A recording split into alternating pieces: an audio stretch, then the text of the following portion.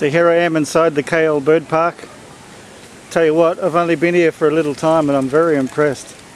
I like it. There's a little shop there, birds everywhere.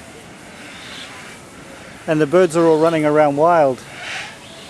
You know, because it's all enclosed. Just a giant aviary, it's really cool. There's some birds up there. And have a look at over here, feeding point for the birds.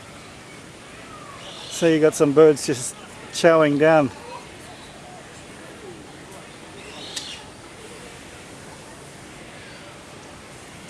This is really impressive. I like this place. I've only been here for 10 minutes.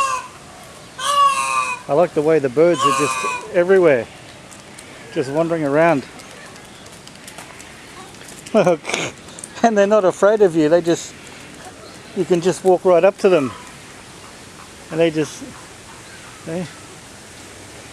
you can just walk right up to them. They're not even afraid of you. I don't know which way to go. I'm going to have a look at a map.